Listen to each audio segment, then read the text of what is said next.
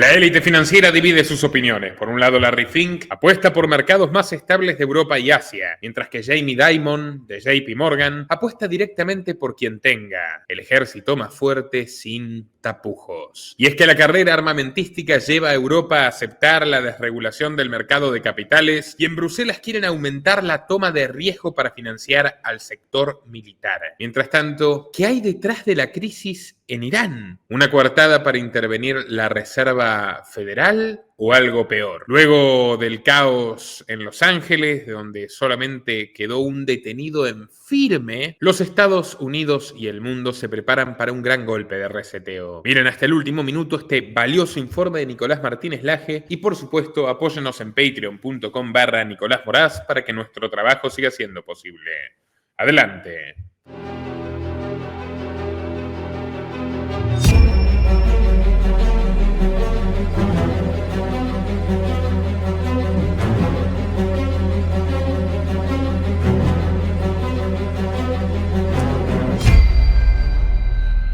Dale clic al botón de suscribirse y no te olvides de activar la opción de recibir todas las notificaciones para no perderte de nada. Mientras la atención de todos está en los graves incidentes que están ocurriendo en Medio Oriente que pueden desatar, empezar finalmente la Tercera Guerra Mundial, algo que hace rato venimos hablando en este canal de que está faltando ese evento, ese cisne que desemboque en un acuerdo de Bretton Woods. Bueno, fíjate lo que te voy a mostrar en este video, cómo la agenda está avanzando de una forma disimulada, lenta pero segura, avanzando hacia la transformación que genere este nuevo sistema que, como vamos a ver en este video, el Banco Central Europeo hablando de ello, Scott Bessent hablando de ello, Jerome Powell, hasta el presidente del Banco Central de China. Pero arranquemos con estas declaraciones que diera Larry Fink para Forbes, hablando de la nueva globalización, una globalización 2.0. Escuchemos lo que dice. Estados Unidos está, diría yo, sacudiendo los cimientos de la globalización, sacudiendo la forma en que trabajamos junto con los aliados. Estamos intentando, ya sabes, y lo escribí sobre esto, necesitamos una globalización 2.0. La globalización funcionó para quienes tenían ahorros, quienes invirtieron. La globalización sacó de la pobreza a más seres humanos que en cualquier otro momento de la historia de la humanidad en los últimos 25 años. Más personas ascendieron a la clase media que en cualquier otro momento. Dicho esto, muchos segmentos de la sociedad han quedado rezagados. Y si retrocedes a 2014, 2015, cuando comenzaron las conversaciones sobre el Brexit y luego finalmente ocurrió el Brexit y hubo un aumento del populismo en muchos países, eso es una consecuencia directa de la globalización. Funcionó para todo el mundo, pero no funcionó para muchos segmentos y creo que esos segmentos quedaron rezagados. Y la globalización 2.2, y creo que esta es una evaluación justa, necesitamos ampliar las economías para que funcione, hacer que funcione para más personas. Y esa es la conversación que estoy teniendo con los líderes. Mis conversaciones en Europa son muy diferentes a las conversaciones que tengo aquí. Quiero decir, es cierto, y lo escribí, la primera conversación que tienes con todos es, ya sabes, ¿qué está pasando? Hacia dónde van los aranceles y ya sabes, yo sé tanto como cualquier otra persona sobre eso. Quiero decir, pero diría que lo más importante que nos está faltando aquí en Estados Unidos es el trasfondo inflacionario, que si se imponen los aranceles en los próximos 5 meses, creo que vamos a ver una inflación muy elevada. La actividad económica reciente está mostrando que hay un debilitamiento y ese debilitamiento está ocurriendo porque hay cada vez más incertidumbre. Bueno, ahí lo escuchabas a Larry Fink. El contexto es el artículo que escribió para Financial Times, el diario tradicional de la City de Londres de economía, que vengo señalando que realmente es una gran pieza para entender, ¿no?, una forma en la que coordinan la agenda. Ahora, ahí en el clip, que básicamente hace un sumario de las ideas que tenía al escribir este artículo, el segundo borrador de la globalización, te plantea todos los puntos y vas a ver en este video efectivamente cómo todo lo que menciona Fink, los aranceles, la división del mundo en bloques, la distribución de los recursos minerales, especialmente la economía real, todo está pasando en tiempo real, directamente. Entonces, Fink en este artículo del Financial Times Menciona, por lo tanto, dice, no es de extrañar que este modelo de globalización se esté desmoronando, pero su reemplazo propuesto, el nacionalismo económico detrás de fronteras selladas, no es lo más conveniente. La verdadera pregunta aquí es qué va a reemplazar al modelo actual que nos llevó a este punto. Y la respuesta se está enfocando. No se trata de globalismo ni de proteccionismo, sino de una mezcla, mercados abiertos con objetivos nacionales y trabajadores en mente. Ahora yo te digo, ¿vos pensás que lo hacen pensando en vos? ¿Que vos estés bien? No, lo hacen pensando en saquear tus bolsillos. Y cuando vos dividís al mundo en bloques, pensando en aliados, rivales y demás, tenés una suerte, digamos, de nacionalismo regional, ¿no? Se puede entender. Si, por ejemplo, China y Rusia juegan juntos, bueno, hay cierta comunión de intereses, lo que favorece ese regionalismo que estas oligarquías globales vienen impulsando, hay que decir, hace muchísimos años. Entonces, siguiendo con el artículo, dice, en el corazón de este nuevo modelo están los mercados de capitales, bolsas donde la gente invierte en acciones, bonos, infraestructura. Todo. ¿Por qué? Porque los mercados son especialmente adecuados para transformar el crecimiento global en riqueza local. Ahora, les pregunto, ¿quiénes son los que más se benefician con la capitalización de los mercados? Evidentemente, ¿quién tiene más volumen de operaciones, ¿no? El ahorrista minorista se puede beneficiar, pero el gran beneficio lo tienen quienes tienen mayor acumulación de capital, algo que es absolutamente lógico. Entonces, siguiendo con el artículo, fíjate, dice, ¿cuál es el primer paso, ¿no? Para avanzar en este nuevo modelo? Ayudando a más personas a convertirse en inversores. ¿Y cómo lo van a hacer esto? Lo venimos contando hace tanto tiempo, a través de la tokenización, otra agenda que impulsa BlackRock. Una tokenización que va a traer una mayor liquidez a los mercados, mayor dinámica y va a respaldar las garantías, el colateral que tienen todos estos mercados de futuros, que en definitiva es la clave. Si no hay un buen colateral, una buena garantía, se cae este juego de sillas musicales, que es la economía global, ¿no? Dice, los países están democratizando los mercados, reconociendo que el mismo trabajador de las fábricas que la globalización ha dejado atrás también puede ser un inversor. Con otras palabras, fíjate la misma narrativa de la CBDC y demás.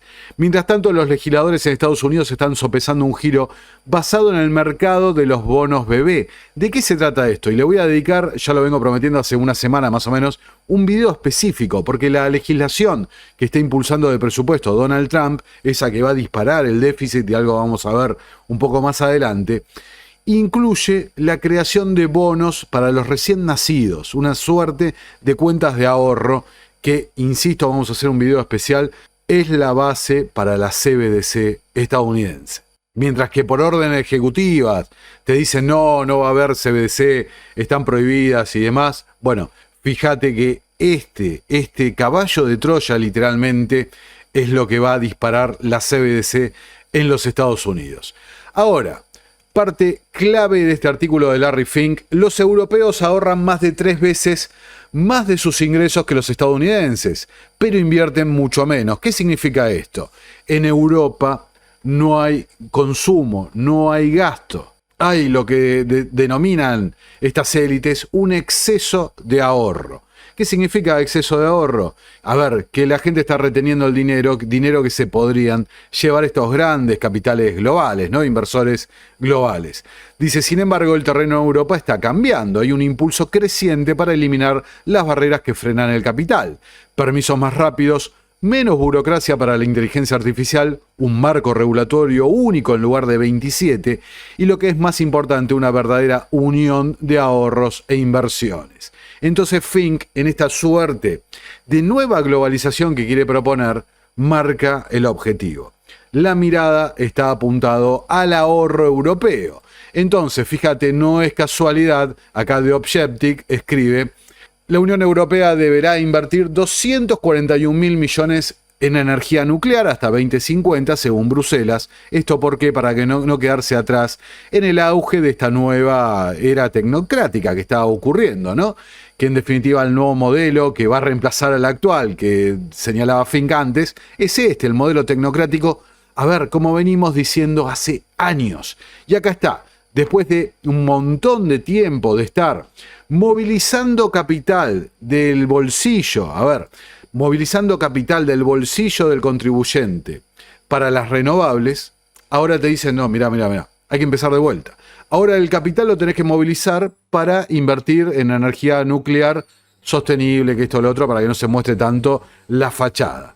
Después, por otro lado, te dicen, bueno, también hay que movilizar tu capital, ¿sabes para qué? Para la defensa. Como durante décadas hubo que movilizarlo para las cuestiones verdes, después en 2020 para las cuestiones ya sabemos de qué, después te dicen ahora para la inteligencia artificial y en definitiva para el tema de la defensa. Move el capital, el ahorro que está quieto, movilizalo a esta suerte, como dice Klaus Schwab, de asociaciones público y privadas que en definitiva se tratan de grandes corporaciones globales que son las que se van a beneficiar tanto del programa de rearme europeo con Mario Draghi impulsándolo, como este nuevo programa para modernizar la inteligencia artificial en Europa. Todo va de lo mismo, ya sea en un lugar del océano, en la vereda de enfrente, en la orilla de enfrente, todo va de lo mismo. La movilización de recursos privados a través de impuestos, regulaciones, hacia fondos públicos que a su vez van redireccionados a estos capitales globales que son los grandes ganadores de siempre. Los bancos intermediando o gestionando el mercado de deuda, o las grandes empresas del complejo militar industrial, o las grandes empresas de Silicon Valley, que en definitiva se están fusionando en una suerte de mega complejo militar industrial tecnológico. Entonces, esa es la realidad de lo que está ocurriendo. Entonces vos te preguntarás, pero bueno, a ver, ¿y por qué expropiárselo al ciudadano? ¿Por qué tratar de robar los fondos de pensiones? ¿Por qué tratar de movilizar todos esos fondos?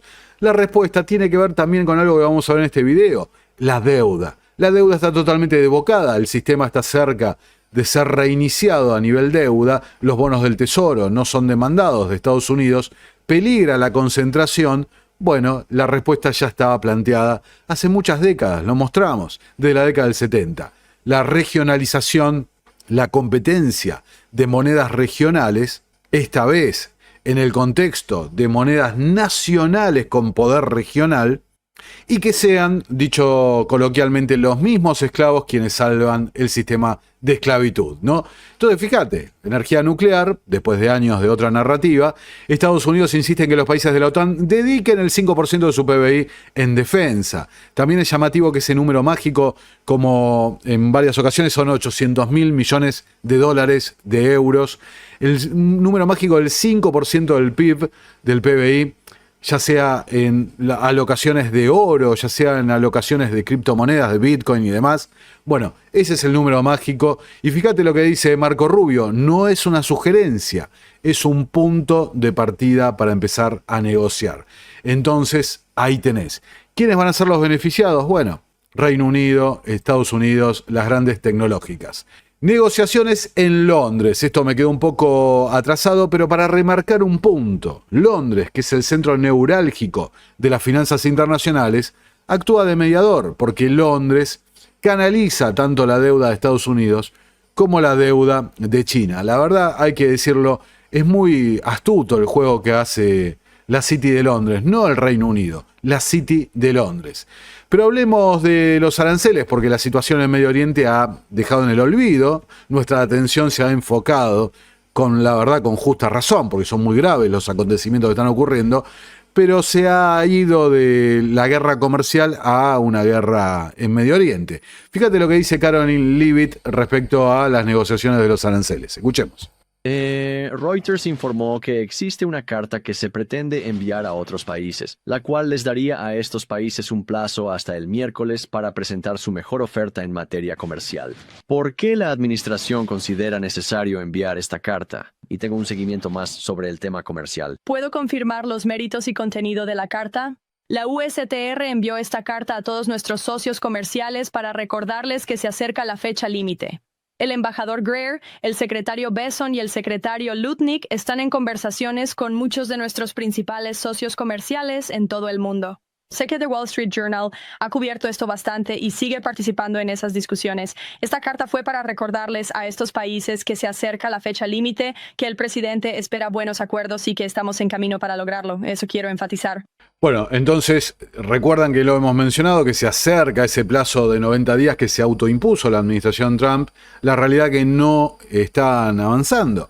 Con China han mostrado un acuerdo, una carta de intención, pero no un acuerdo. A ver, estos acuerdos comerciales tardan años en desarrollarse. Son muchas cosas que hay que contemplar, distintas mercaderías y demás. No están llegando a este punto. Entonces vuelve a aparecer, al menos en mi análisis, lo quiero leer a ustedes en los comentarios, esta fecha clave, julio, fines de julio, agosto, donde inclusive habrá un gran vencimiento de deuda estadounidense, cierre de opciones, los que van para realmente bastantes movimientos en el mercado. A ver, estamos llegando a un punto en serio donde se están combinando distintas líneas narrativas, ya sea el tema de la deuda, ya sea el tema de las criptomonedas, ya sea el tema militar, geopolítico, todo está confluyendo hacia una situación para julio-agosto compleja.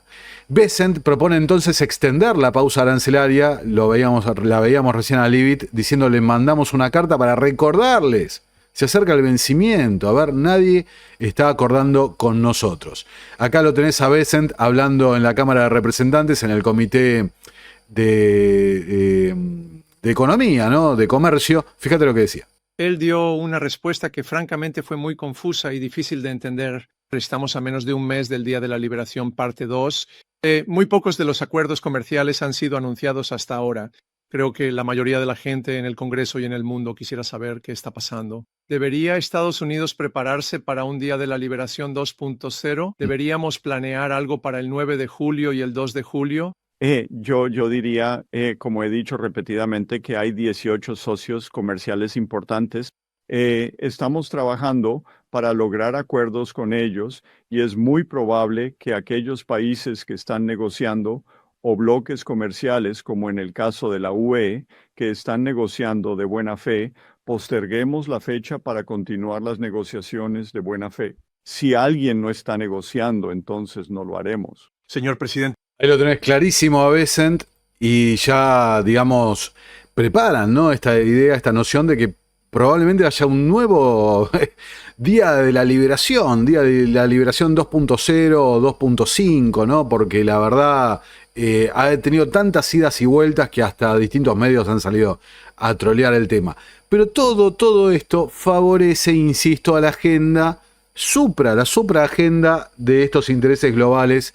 Yo pensaba antes de entrar a grabar este video, pues siempre estoy pensando la manera de explicarles de la forma más sencilla los conceptos o a las conclusiones que voy llegando, ¿no? Y decía, bueno, a ver, hay un principio muy claro, todos y cada uno de los países tienen una oligarquía, entendiendo como gente, sectores, empresas, factores de poder que influyen a lo largo del tiempo en las instituciones a través de ya sea la explotación monopólica o cartelizada de distintos recursos, distintos sectores de claves, ¿no? Para la economía de cada país. Entonces, partiendo de ese punto de vista, todos los países tienen una oligarquía que a su vez es lo que definiríamos como un estado profundo, ¿no? Porque una suerte de poder que traspasa cualquier tipo de administración de un sesgo de izquierda o derecha y marca una agenda a largo plazo. Bueno, desde ese punto de partida, claro, es lógico entender que no todos los países tienen el mismo peso. La oligarquía, por ejemplo, Argentina, recordemos el presidente de este país que estuvo hospedado durante mucho tiempo en uno de los hoteles propiedad de uno de los empresarios más poderosos argentinos a nivel global, un empresario con fuertes lazos con el sionismo también, ¿no? Hay que mencionarlo. Bueno, fíjate, ahí tenés un tipo que es súper poderoso, que influye ciertamente en el poder local, el líder, la cabeza de ese círculo rojo que hablaba el presidente Macri hace unos años, bueno, pero claramente no influye en una mesa de negociaciones a nivel, digamos, internacional, ¿no? Puede estar relegado, entiendo yo, a un segundo plano. Entonces, Ahí tenés distintas oligarquías que están también en competencia entre ellas, donde lo peligroso se da, esas minorías organizadas que hemos hablado, ¿no?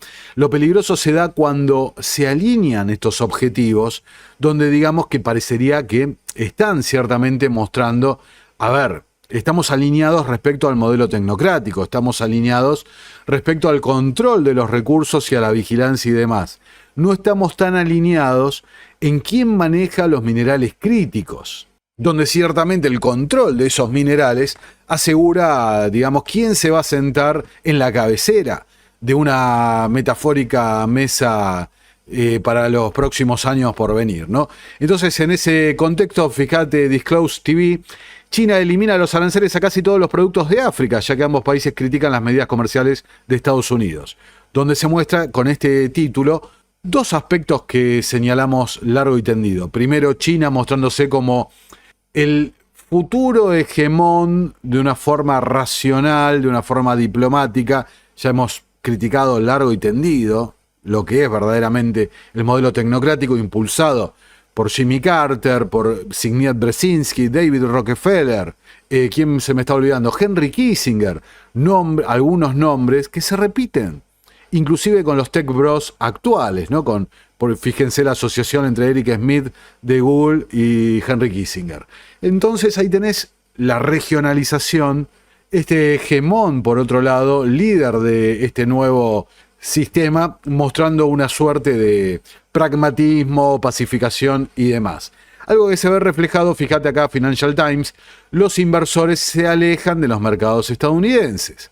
Un alejamiento que ha impulsado los activos, el alza de los mercados europeos a expensa de sus homólogos estadounidenses y ha sido señalado por las encuestas sobre las decisiones de asignación de los grandes inversores de capitales. Más sabiendo que Europa está dispuesta a modificar o cambiar o hacer la vista gorda justamente, ¿no?, a su gasto. Alemania con un pupilo de BlackRock, a la cabeza, dispuesto a modificar su histórico compromiso de gasto. Señalado acá en este artículo diciendo, los inversores dicen que el dominio global de la economía estadounidense y la profundidad de sus mercados de capital significan que seguirá siendo el principal destino de la inversión mundial. También en este artículo hablan, bueno, pero capaz lo estamos sobreponderando, sobrevalorando o teniendo una exposición demasiado grande a los Estados Unidos. Hemos comenzado a ver las primeras señales de que los inversores se están alejando de Estados Unidos. Los mercados de Europa, donde se esperan que el aumento del gasto alemán de 1 billón de euros en defensa de infraestructura impulse el crecimiento, se ha beneficiado de la cautela que muestran sobre la exposición a los propios Estados Unidos. Europa todavía tiene un crecimiento esclerótico y un nivel muy alto de regulación, y China sigue siendo complicada. ¿De dónde más se pueden desplegar grandes cantidades de capital? Lo que muestra que estamos ciertamente en una etapa de transición donde se están dando acontecimientos históricos, donde se empiezan a cuestionar cuestiones justamente que, no entraban en boga en los últimos años.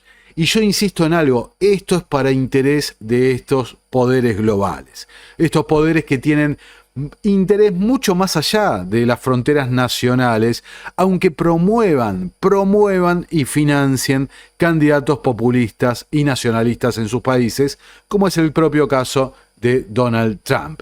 El secretario del Tesoro, Bessent, insiste que Estados Unidos nunca dejará de pagar su deuda. Escuchemos lo que decía. Quiero preguntarles sobre este proyecto de ley fiscal aprobado en la Cámara y ahora al Senado. Incluye un aumento o suspensión del límite de deuda a aprobarse antes de mediados de julio. ¿Qué tan cerca podríamos estar de un incumplimiento, considerando lo grandes que se esperan que sean algunos de los cambios del Senado en otras partes del proyecto de ley? Antes que nada, Margaret, Estados Unidos nunca va a incumplir sus pagos. Nunca sucederá. Estamos en la pista de advertencia, pero no llegaremos a chocar contra la pared. ¿Tienen más margen de maniobra si no aprueban esto antes de mediados de julio? ¿Qué tan estricta es esa fecha? Nosotros no damos la fecha X porque la usamos para avanzar el proyecto de ley. Quiero preguntarles... Bueno, un proyecto de ley que de vuelta están insistiendo con el plazo julio-agosto. Como dice Bessent, Estados Unidos A ver, este proyecto de ley. nunca va a entrar en default, entrar en cesación de pagos, algo parcial como con el cierre gubernamental. ¿Por qué? Porque sus obligaciones están denominadas en dólares y Estados Unidos imprime dólares, crea dólares en la pantalla. El tema, y acá lo ves a continuación, es qué pasa con esto. Si la deuda se torna para el punto de vista de los inversores como algo insostenible, implica que van a tener que salir a crear más cantidad de dólares, lo que van a devaluar el poder adquisitivo de la moneda. Yo no creo, como dicen algunos analistas, que el dólar vaya a desaparecer o que sea reemplazado por esto, por lo otro, por lo que sea, por otra moneda nacional. No, lo que se va a buscar es un activo que tenga el respaldo, que sea resguardo de valor y que sirva de mejor colateral, de mejor garantía justamente para las operaciones financieras. Esa es la clave. Y fíjate, en línea con lo que estoy diciendo, es el Tesoro contra la Fed. Con la Fed al margen, Bessent desata una recompra récord de bonos por 10.000 millones de dólares. ¿Qué significa esto? En las últimas subastas, porque ahora vamos a ver algo más, en las últimas subastas de deuda del Tesoro, la Fed se hizo a un lado, no salió a comprar y el Tesoro puso 10.000 millones de dólares en la mayor operación de recompra de la historia. Fíjate, la mayor operación de recompra del Tesoro de la historia. 10.000 millones de dólares. Eso fue una semana, acá Barchart lo señala, estamos haciendo historia. Ahora, ¿pero qué pasó? A la semana siguiente lo vuelven a hacer, la misma situación. Salen a comprar, en este caso, a ver, vamos a agrandarlo. Mirá, ahí. Nuevamente repiten la semana del 10 de junio otra recompra de bonos del Tesoro por 10.000 millones de dólares. Entonces las señales no son buenas, no son buenas.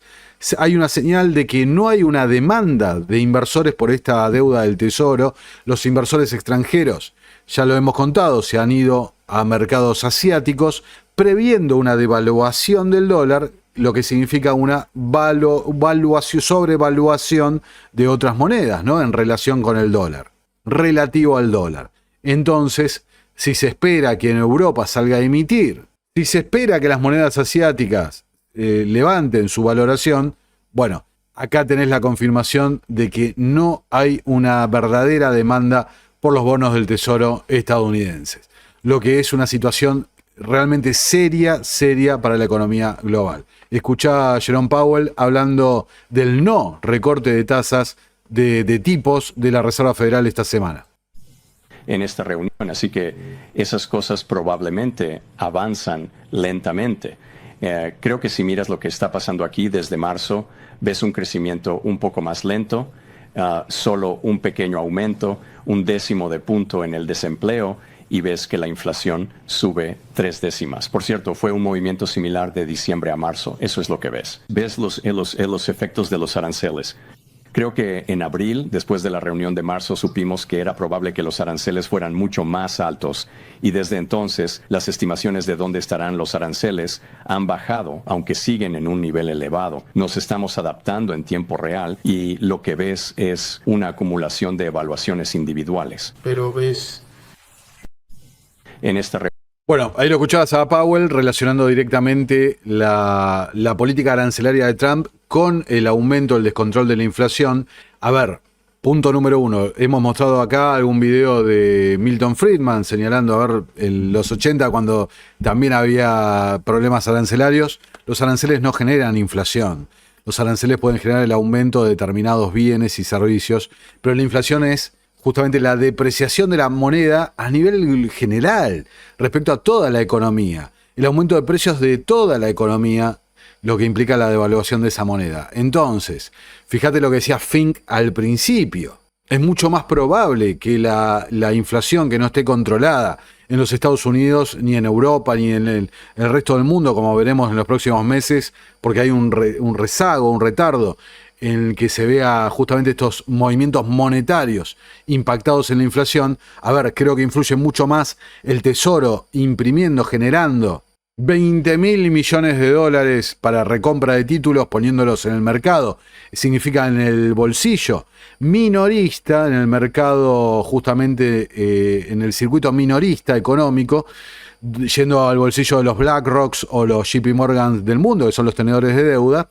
A ver, eso moviliza muchísimo más la inflación y no per se la política arancelaria de Trump. Que eso que no significa, como dije recién, que no implique efectivamente aumentos de precios sobre determinados bienes, ¿no? Los que son importados y demás. Escuchalo a Donald Trump hablando sobre Powell. Así que eso será muy agradable y muy patriótico. Nos va bien como país. Si la Reserva Federal nunca bajara las tasas, sabes, compraríamos deuda por mucho menos. Es una pena este tipo. Tengo a un tipo, ¿alguna vez has tratado con alguien que no es inteligente y tienes que negociar? No es inteligente, está preocupado por la inflación. Le dije, si hay inflación en 6 o 9 meses, bajas las tasas o subes las tasas. Puedes hacer lo que quieras, Brian, ¿verdad? Así que digamos que hay una inflación descontrolada, que no la hay. ¿Sabes qué? Eso es un éxito. Anoche recibí una llamada del Congreso. Señor, hay un problema. Le dije, ¿cuál es el problema? El dinero está entrando a raudales, no sabemos cómo contabilizarlo. Le dije, revisen los aranceles. Entraron 88.000 millones de dólares por aranceles. No hay inflación y va a ser aún mejor. Sé lo que estoy haciendo. Así que tenemos a una persona francamente tonta en la Reserva Federal. Probablemente no bajará las tasas hoy. Europa tuvo 10 recortes y nosotros ninguno. Y supongo que es un tipo político, no lo sé. Es un tipo político que no es una persona inteligente, pero le está costando una fortuna al país. Así que lo que voy a hacer es, ¿sabes? Él sale en unos 9 meses. Afortunadamente lo despiden. Biden, yo nunca lo habría vuelto a nombrar. Biden lo volvió a nombrar. No sé por qué fue eso, pero supongo que tal vez era demócrata, ¿sabes? Recibió un gran consejo de Mnuchin en este caso. Un gran consejo.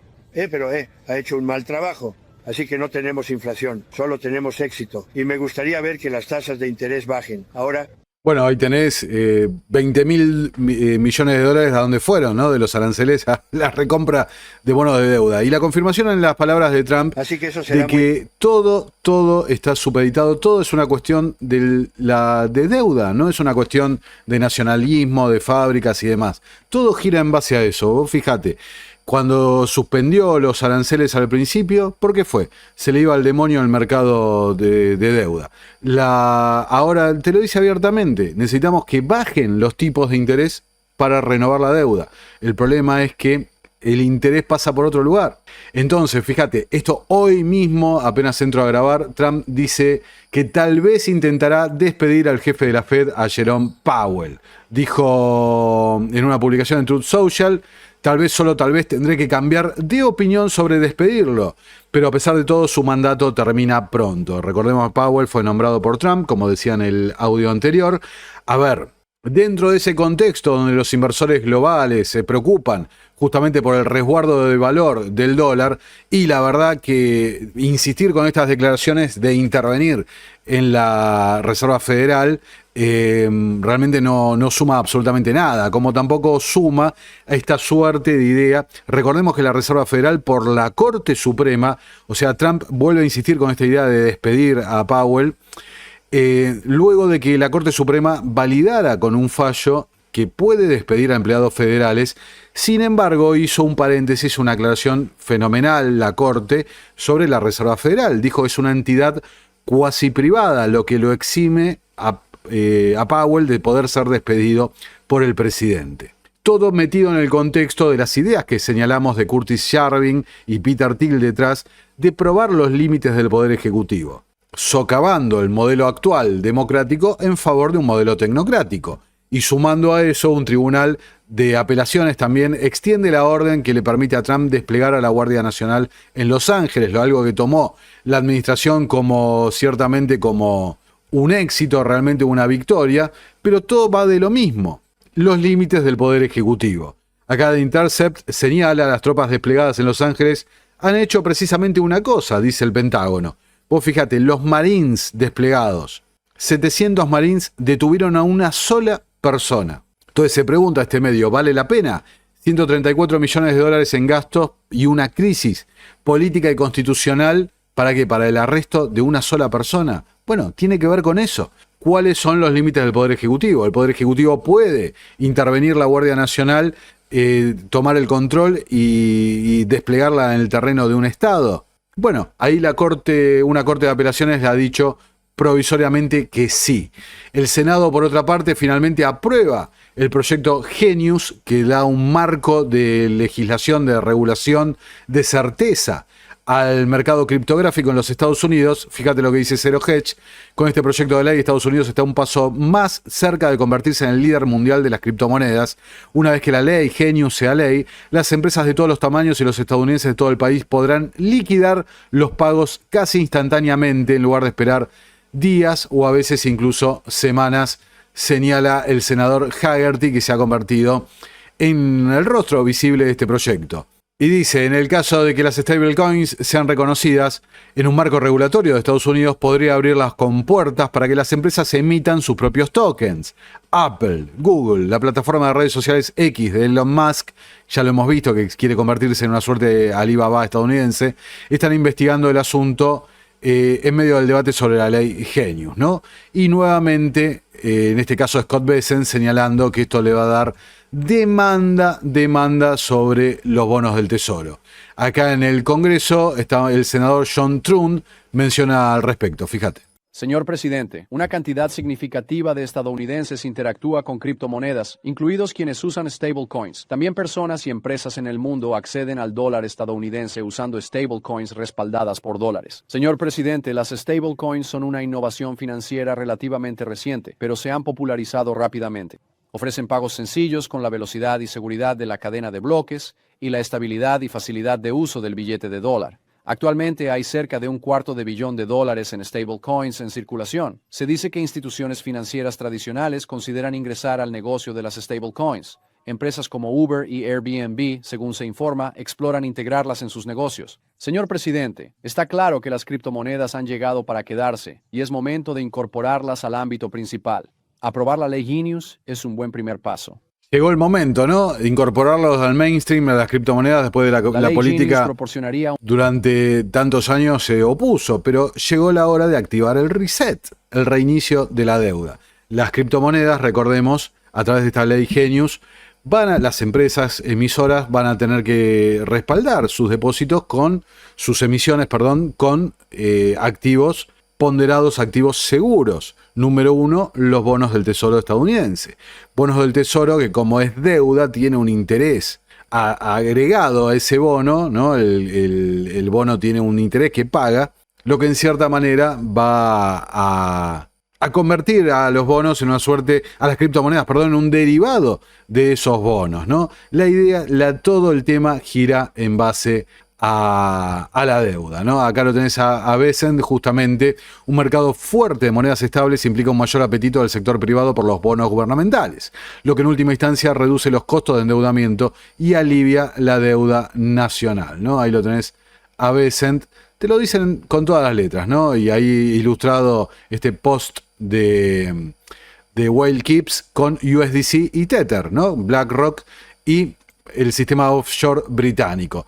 Entonces decíamos, el CEO de Ripple, Brad Garlinghouse, prevé que Ripple XRP capturará el 14% del mercado de SWIFT, el sistema de mensajería bancaria, en los próximos 5 años. Dijo Garlinghouse, hoy en día SWIFT tiene 2 componentes, mensajería y liquidez. La liquidez es propiedad de los bancos. Pienso menos en el mensaje y más en la liquidez. Si estás manejando toda la liquidez, es bueno para Ripple. Entonces, en 5 años, diría que van a manejar el 14% del sistema de SWIFT. Y fíjate que señala, ¿no? Es clave Ripple para interrumpir el dominio bancario de SWIFT. Lo que nos llevaría a empezar a investigar, bueno, ¿y quién está detrás de Ripple, no? Porque ciertamente es un proyecto criptográfico bien vinculado a todas las élites bancarias. Me quedé pensando también en el artículo anterior de Zero Hedge, lo que no mencionan, que nosotros sí lo hemos mostrado, como los grandes bancos, los Big Five de Estados Unidos, Bank of America, JP Morgan Chase, Citigroup, Wells Fargo, etcétera, están hablando de cartelizarse para crear una criptomoneda propia de esos bancos, lo que va a llevar a una concentración fenomenal realmente del mercado, ¿no? Del mercado monetario. Y en línea con eso, fíjate acá otro usuario de Twitter, ¿no? Smoke, dice, es oficial. El sitio de la CISO 20022 muestra que se ha aprobado una solicitud para habilitar el Interledger de Ripple en la red SWIFT. Y ahí muestra una captura de pantalla de la solicitud que, mira, vamos a adelantar un poquito. Ahí está. presentado por una oscura fundación, la Mujaloop Foundation, presentado, acá está el documento, que se incluya el protocolo ILP-V4 Packet, ¿no? Relacionado con justamente el protocolo Interledger de Ripple para interactuar en la red CIF. Vamos a volver sobre la red CIF un poquito más adelante en el video. Fíjate, CryptoSlate publica: solo 16 poseedores de Bitcoin poseen más de 6 millones de BTC a medida que crece la concentración del mercado. Con los exchanges y los ETF ganando dominio, la dinámica del mercado de Bitcoin se inclina hacia la centralización, donde te aparece un Michael Saylor, un tipo vinculado al sector de inteligencia, te aparece BlackRock, por supuesto, con los ETF y demás. El control institucional sobre este activo, que muchos esperan ciertamente que sea una cosa de liberación, ¿no? Y se va a convertir probablemente en un caballo de Troya para este nuevo sistema que está en pie. El Banco Central Europeo admite que las criptomonedas han llegado al punto de inflexión que temían. Ya son una amenaza sistémica. Semana tras semana vemos nuevamente cómo va avanzando esta narrativa. Lo vimos inclusive a Paolo Ardoino, el CEO de Tether, de USDT, explicando por qué la ley MiCA y todas las regulaciones europeas van a llevar a un crack directamente del sistema bancario a nivel global, sistémico. Durante mucho tiempo las criptomonedas no representaron un riesgo, el mercado ha crecido de una forma rápida hasta llegar a todos los rincones del sistema. Hoy, un shock en el mercado de cripto puede impactar toda la estabilidad financiera, te dicen desde el Banco Central Europeo. Fíjate, el gobernador del Banco Central chino dice que la blockchain acelera el desarrollo de monedas estables y la transformación de los pagos fronterizos, remodelando los sistemas tradicionales con liquidación instantánea y al mismo tiempo planteando nuevos desafíos regulatorios. ¿Se dan cuenta? ¿Ven cómo es lo mismo? Te pongo un senador estadounidense diciéndolo y la verdad que es lo mismo, lo dicen de un lado y del otro. El impulso va en una misma dirección. Goldman Sachs dice que el plan de gasto de Trump no evitará que la deuda nacional alcance máximos insostenibles no vistos desde la Segunda Guerra Mundial. Estados Unidos pagará $1 billón en intereses sobre la deuda nacional de $36 billones el próximo año, más de los que gasta en Medicare y defensa. Si los legisladores esperan demasiado tiempo para abordar estos déficits, advierten los economistas, será muy tarde en una trayectoria insostenible. Y fíjate cómo cierra, ¿no? Qué curioso, qué irónico.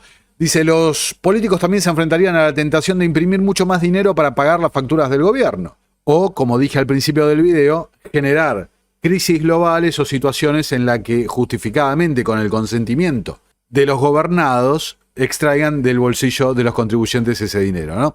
La República de Weimar de Alemania intentó esta táctica después de la Primera Guerra Mundial, lo que resultó en una hiperinflación ruinosa, y ya sabemos cómo terminó eso. También, ¿no? La Primera Guerra Mundial en una época de proteccionismo. Financial Times, los bancos centrales planean aumentar las reservas de oro y recortar las tenencias de dólares. Señala que los bancos centrales, en una encuesta que han realizado, debido a los riesgos de sanciones, preocupaciones geopolíticas y preocupaciones sobre el estado del dólar estadounidense, han llevado a realizar compra récord de oro. Esta incertidumbre, fogoneada también por las políticas comerciales, han visto que el precio del oro subirá un 30% desde enero, se haya duplicado en los últimos 2 años. El otro día una persona en los comentarios me preguntaba cómo veía, ¿no?, la acción de Palantir. Yo no soy un asesor económico, no hago recomendaciones de inversión, doy mi opinión nada más sobre lo que veo que se está desarrollando. A ver, las acciones de Palantir, la empresa de Peter Thiel, subieron un 300% en los últimos, creo que 2 años. A ver, en algún momento va a corregir, ¿no? Por supuesto. Bueno, sigamos. El sentimiento es muy fuerte. Ciertamente hay más confianza entre los bancos centrales de que todo el universo de los bancos centrales va a comprar oro. Y sin embargo, dice, esto es una señal de cómo las tensiones geopolíticas están afectando al mundo del oro. Algunos bancos centrales planean almacenar más lingotes en su país, a diferencia de Londres y Nueva York, que son los depósitos más grandes del mundo. Nueva York, Wall Street, el eje angloamericano ciertamente una vez más aparece en escena. Fíjate, los comentarios erráticos del gobierno de Estados Unidos ha contribuido a la inquietud entre algunos países extranjeros sobre si su oro almacenado en Estados Unidos está a salvo de interferencia política. El Banco de la Reserva Federal de Nueva York maneja el oro almacenado en los Estados Unidos justo cuando están diciendo, mira, vamos a intervenir, la Fed. Y menciona algo que ha quedado también en el olvido. ¿Y dónde está la auditoría que iban a hacer sobre el oro de Fort Knox? Bueno, ha quedado también en el olvido. JP Morgan dice si apenas el 0.5 de los activos estadounidenses en manos extranjeras pasaran a comprar oro, impulsaría el precio del oro a $6.000, a un aumento poderosísimo. Si apenas el 0.5% se lanzara al oro. Y recordemos que el proyecto de criptomonedas de la senadora Loomis habla justamente de revaluar el precio del oro de la Reserva Federal. Jamie Dimon, mencionando JP Morgan, identifica que el enfoque más importante para el equipo de Trump en medio de los cambios tectónicos globales que se trata la deuda y la geopolítica. Lo más importante es mantener alianzas militares, gastar todo lo que tengas que gastar para tener el ejército más fuerte del mundo. Lo que decíamos al principio de Europa, ¿quién se beneficia con estas inversiones en el complejo militar industrial tecnológico? Bruselas propone una reforma de las polémicas normas de titulización. La Comisión Europea sugiere recortar las ponderaciones mínimas de riesgo tras la presión de la industria y del expresidente Mario Draghi. Otra vez aparece Draghi. ¿Se acuerdan cuando mostrábamos a Jamie Dimon? Los banqueros bailan en las calles por el nuevo gobierno de Donald Trump. ¿Por qué? Porque va a liberalizar, desregular las normas bancarias respecto sobre todo las ponderaciones de riesgo y demás, muchas normas que aparecieron después de la crisis de 2008. Bueno, ahora se promueve lo mismo en Europa, que los bancos tengan vía libre. ¿Para qué? Para comprar bonos de deuda gubernamental. Existe una suerte de contabilidad mágica para que puedan absorber más deuda de los gobiernos. Y fíjate cómo está interconectado todo, ¿no? La revista Fortune también, la decisión de Trump sobre si bombardear Irán podría tener efectos en cadena para su lucha contra la Reserva Federal. ¿De qué se trata este artículo? ¿Qué es lo que señala? Fíjate. Según se informa, el presidente Trump aprobó el plan para bombardear Irán, pero aún no se le ha dado luz verde para tomar las medidas. La principal cuestión para los inversores es lo que el conflicto de Irán podría hacer al precio del petróleo y cómo afectará eso a la fortaleza del dólar. Eso, a su vez, influirá en las decisiones futuras de la Reserva Federal de Estados Unidos sobre recortar sí o no los tipos de interés. Y fíjate porque este párrafo es para guardar y para pensar para lo que se va a venir próximamente. Dice, un posible resultado es que si Trump decide bombardear Irán y el conflicto produce una interrupción prolongada del suministro de petróleo, al igual que en la década del 70, ¿te acordás? Eso podría fortalecer el dólar y dañar a la economía mundial. Los mercados petroleros se liquidan en dólares y por lo tanto el aumento de los precios de petróleo desencadenaría una mayor demanda por la moneda estadounidense.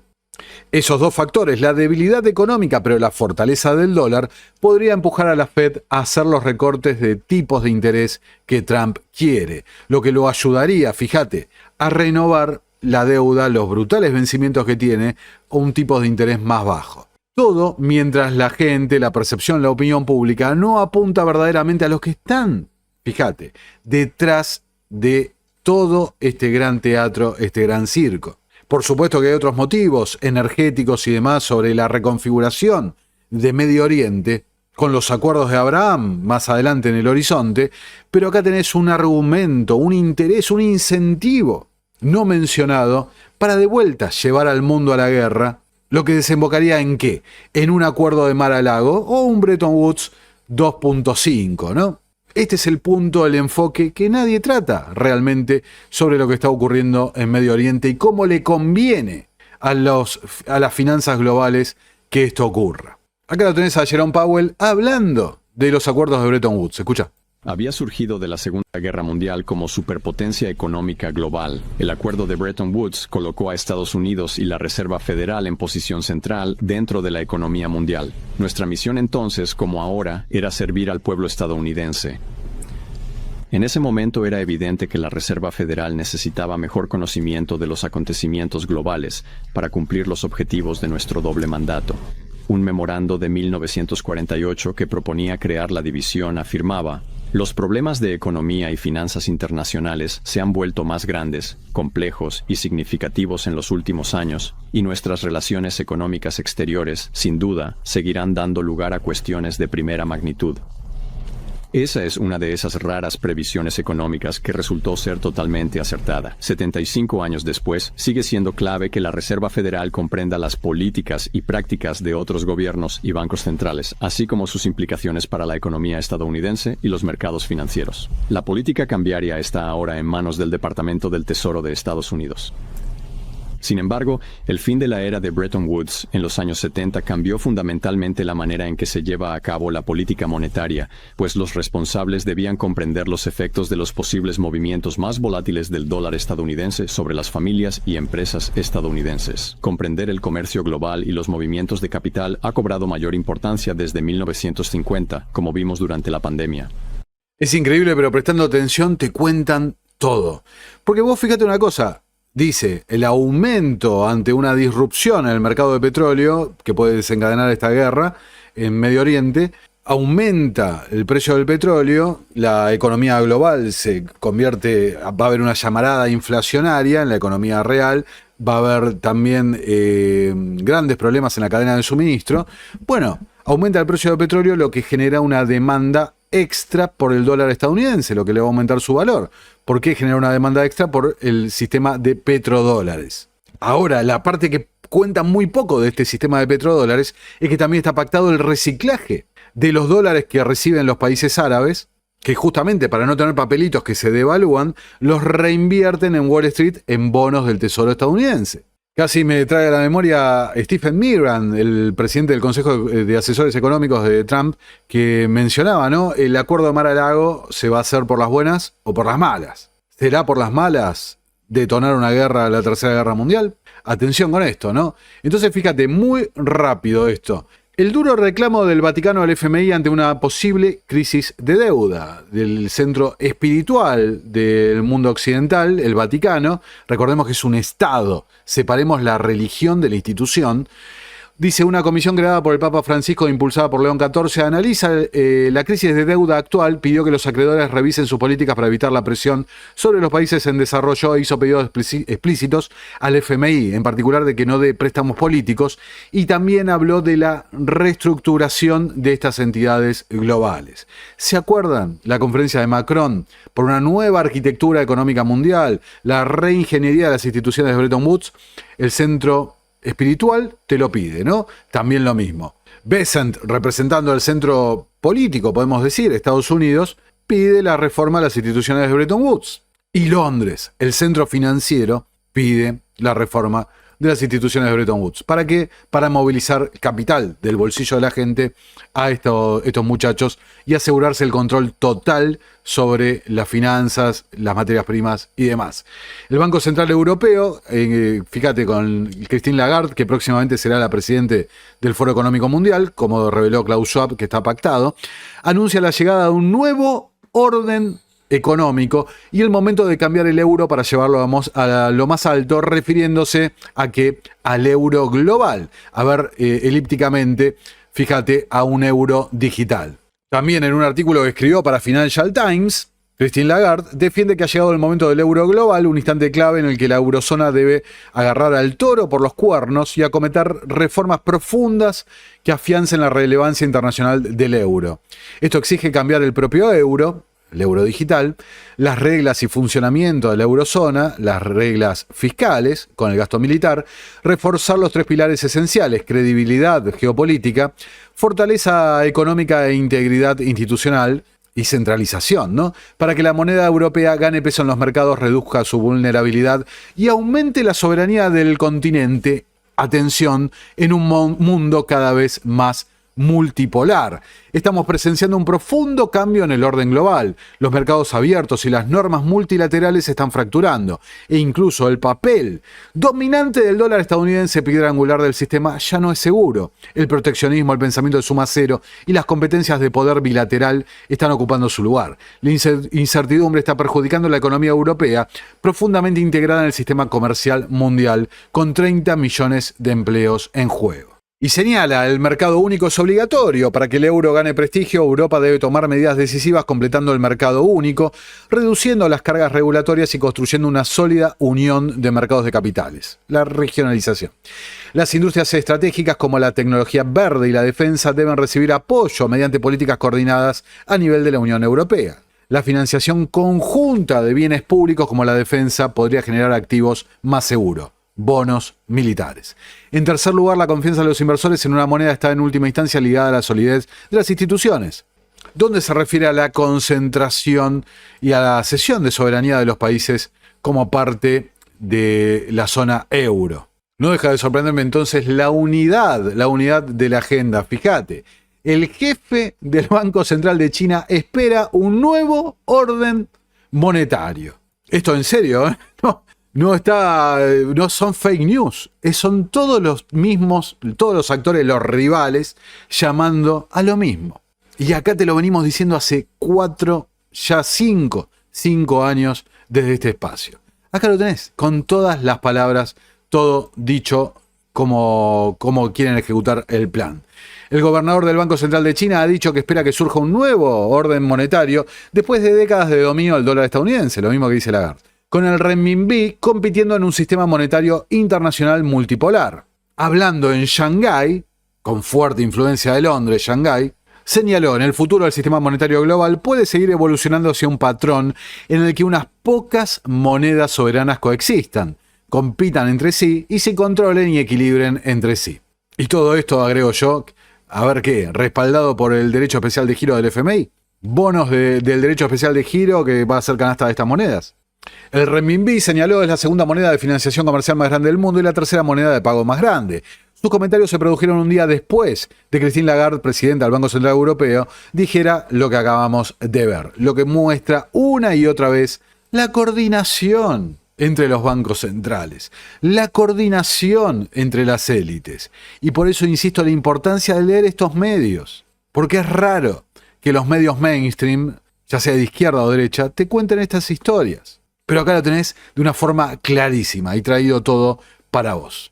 Y acá está la máxima, fíjate, Pan y Lagarde se reunieron en Pekín la semana pasada, donde, a ver, señores, gente, coordinaron cómo iban a tirar estas declaraciones. Todo en el medio de que la voladura de misiles en Medio Oriente. Para firmar un memorándum de entendimiento sobre la cooperación de la banca central. Pan también señaló las discusiones en torno a un mayor uso de los derechos especiales de giro, como una alternativa potencial que podría ayudar a superar los problemas inherentes de una moneda soberana única como moneda internacional dominante. Todo esto, insisto, en Shanghái, un centro más que importante de la City de Londres y su dominio global de las finanzas. 6 instituciones extranjeras, entre ellas el Banco Singapurense, OCBC y el tercer mayor prestamista de Kirguistán, dijeron que se unirían al SIPS, el sistema de pagos interbancarios transfronterizos de China, la alternativa al sistema de pagos global SWIFT. Ahora, lo que no te cuentan, y acá te lo traigo, y acá es donde se unen todos los puntos, vos fijate, SIPS confía en el servicio de mensajería SWIFT para más del 80% de sus transacciones. Esto lo he mostrado hace muchos años, que hasta en la propia página de SWIFT te lo cuentan. Entonces no es una alternativa. Es como hacen en política, crear esta dialéctica izquierda-derecha. No es ninguna alternativa. El 80% de las transacciones de SIPS corren bajo SWIFT. Y todos, y ya han firmado memorándum de entendimiento para adoptar estas normas ISO 20022, lo que vimos antes vinculadas a Ripple y demás. Todo esto, también Ripple vinculado al Banco de Pagos Internacionales y la coordinación de todo este asunto, ¿no? Fíjate, el SIPS facilitó significativamente la inclusión del renminbi en los derechos especiales de giro del FMI, cuando fue la crisis, en particular a partir de la crisis del 2008, donde el Banco Central de China pedía la nueva arquitectura de los derechos especiales de giro del FMI.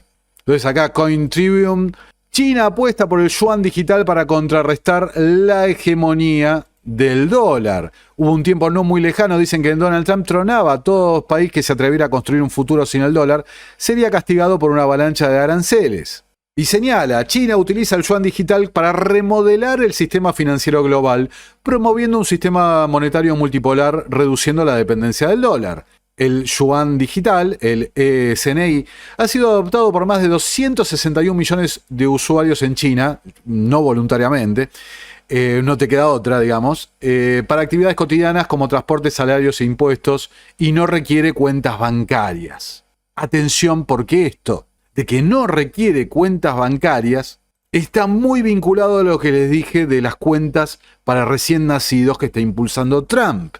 Porque son cuentas que van a estar bajo la órbita del tesoro. Lo voy a dedicar a otro video, pero fíjate la total unión de criterios, de sistemas y demás. Todo esto para ser luego interoperable, todo centralizado para estas grandes oligarquías globales. Dice, Pekín extiende el uso del yuan a nivel internacional a través de plataformas como CIPS, lo que acabamos de ver, UnionPay y mBridge, del Banco de Pagos Internacionales, facilitando entonces transacciones rápidas y económicas. Las mismas palabras que usan los senadores estadounidenses para la ley Genius. El yuan digital entonces se posiciona como una alternativa al dólar en regiones sancionadas por Occidente, utilizándose para pagos en petróleo y oro. Literalmente dividiendo al mundo en regiones y creando la alternativa para una región, la alternativa para la otra región, y todo coordinado por la estructura del BIS, el sistema mBridge y demás. Tal cual como decía Carol Quigley en Tragedia de Esperanza, el objetivo de estas oligarquías bancarias internacionales es este. Directamente lo están realizando delante de nuestros ojos, tratándonos, casi puedo decir, de idiotas, ¿no?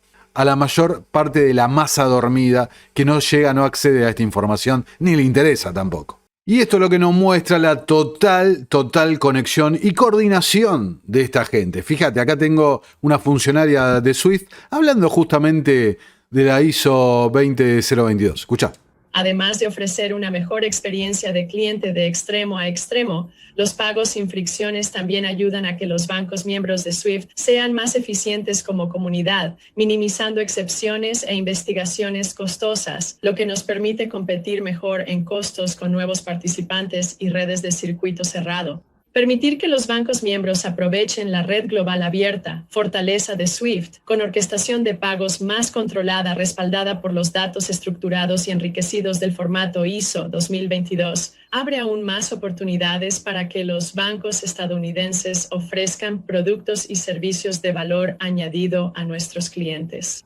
Pero Tania, creo que lo que más me entusiasma de todo y lo que veo como la mayor oportunidad para la industria relacionada con la nueva plataforma de SWIFT es el potencial de integración con una variedad de redes, rieles y terceros que aprovechan el formato enriquecido de ISO 2022 y la orquestación de transacciones de la nueva plataforma para gestionar esa interoperabilidad, así como las reglas de interacción con estos rieles y redes a través de un marco central único que proporciona transparencia para gestionar esa experiencia de extremo a extremo, sin importar el riel de liquidación, ya sea en tiempo real, rieles de pagos instantáneos más rápidos, rieles de liquidación bruta en tiempo real, rieles de tarjetas e incluso redes de monederos electrónicos o monedas digitales. Así que eso es lo que me parece lo más emocionante sobre las posibilidades que ofrece esta red y esta nueva plataforma.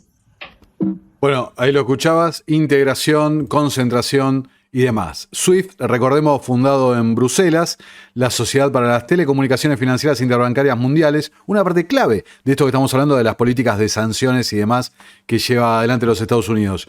Hay un tema que quiero señalar, fíjate acá, propiedad y gobernanza. SWIFT, contrariamente a la percepción pública, no es público, es privado.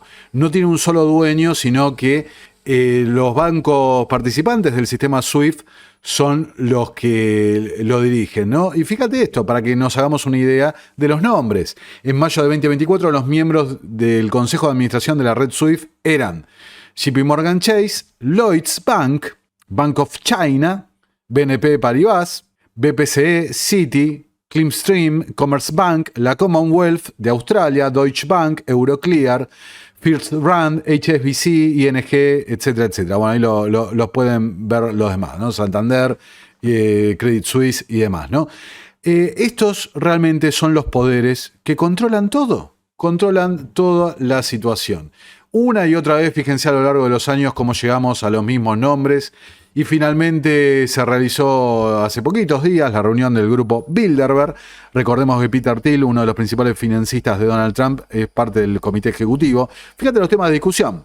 La relación transatlántica entre el núcleo OTAN atlantista, Ucrania, la economía de Estados Unidos, la situación de Europa, fíjate todos los temas que hemos tocado en este video. El eje autoritario alrededor del mundo, la situación en Medio Oriente, innovación en materia de defensa, inteligencia artificial, disuasión y seguridad nacional, proliferación de armas, que lo voy a tratar en el próximo video respecto, capaz que me animo a hacerlo en vivo, geopolítica de la energía y los minerales críticos, despoblación y migración. Estos son los temas de la reunión Bilderberg de este año, literalmente los que, a buen entendedor, pocas palabras, es lo que está ocurriendo alrededor del mundo. Estos poderes globales, están ejecutando la agenda. Y yo insisto, con todo esto que les estoy demostrando y a través de los años que lo llevan planeando, me parece que más que impedirse hay que buscar la forma de defenderse con lo que venga, entendiendo qué es lo que va a venir. Amigos, como les dije, compartan en todas sus redes y grupos, WhatsApp, Twitter, Telegram, Facebook, y no se olviden de pasar por nuestra producción, ficticia, pero cada vez más exitosa y atrapante, No se van a arrepentir, Novia exorcizada. Un gran trabajo literario que nos ha llevado mucho esfuerzo y está creciendo. Hay humor, hay crimen, hay pasión, hay política, hay todo. Link en la descripción y el comentario fijado. Visiten Novia exorcizada y nos vemos en una próxima ocasión. Nuestro trabajo depende de tu apoyo. Para que siga siendo posible, realiza tu aporte desde tan solo $3 por mes a través de Patreon, en los enlaces que figuran en la descripción o en el comentario fijado. También podés hacerlo vía Bitcoin o desde la opción Unirte de YouTube. Y si estás en Argentina, elegí el medio de pago de tu preferencia a través de Mercado Pago. Quienes nos apoyen en Patreon a partir de $5 mensuales tendrán acceso a análisis, entrevistas, conferencias y documentales exclusivos. También tenemos opciones para sponsors. Así que publicita con nosotros a través de patreon.com/Nicolás Moraz.